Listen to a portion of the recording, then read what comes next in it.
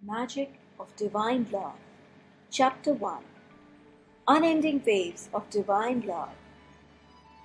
This is a mesmerizing journey of pure love between God and his dearest devotee, Gauri.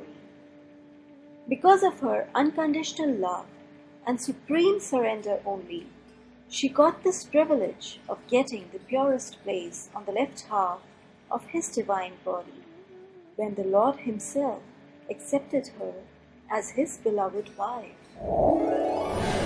Love in its most divine form, that is unconditional and pure, blissfully magical and nectarine, having firm faith in the beloved, intense in devotion unswerving, and in surrender supreme, that outshines every so-called joy of mundane worldly existence, such purest of pure love, unalloyed, when does get personified, becomes Gauri Shiva. In Mount Kailash, Lord Shiva is in deep meditation when Gauri comes slowly towards him.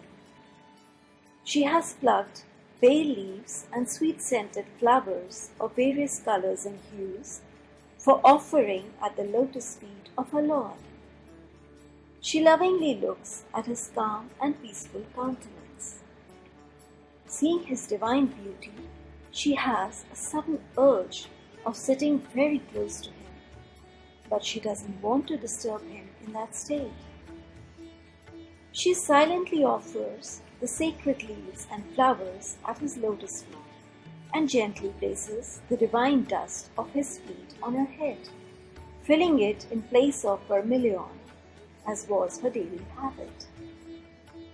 She then sits at his feet, fondly gazing at him. Every time this happened, whenever he used to meditate and was not with her physically, she used to connect with him mentally by looking at his handsome face and then closing her eyes from time to time, as if trying to drink in the heavenly dove of his beauty. She couldn't help doing this, as even a moment's separation from him was unbearable for her. So lost was she in him that she didn't realize how much time had passed like this. Gauri, a deep voice fondly beckoned her. She felt she was daydreaming, but then how was it possible that his touch felt so real? Indeed, it was her Lord himself, lovingly bending down, touching her shoulder, trying to wake her up from her reverie. Startled, she said, "My Lord, when did you get up from your meditation? I didn't even know." "How would you know, my dear, when you were so lost in my thoughts?" Lord Shiva said smilingly.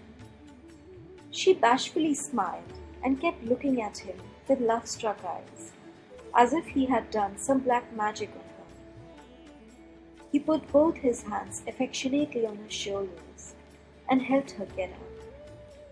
Then, lovingly taking her hand in his, he slowly took her back to his meditation seat. Lord Shiva sat down on his meditation seat. He was still holding Gauri's hand. Following him, when she made a gesture of sitting beside him, he stopped her gently but firmly, and instead, holding her very fondly, he delicately made her sit on his lap. She experienced unending waves of love engulfing her whole being, as if they would sweep away her very essence and merge it in her Lord's.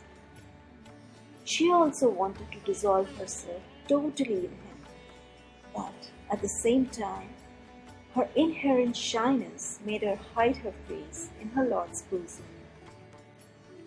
"My dear, my love, my life, look at me, Gauri," said Lord Shiva very gently to his beloved wife. He slowly put his hand on her chin and made her look up into his eyes.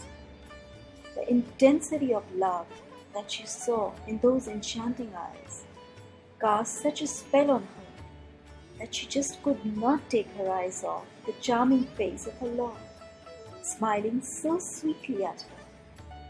She could not control the tide of emotions inside her, and they started falling like dewdrops all at a time from her doe-like eyes.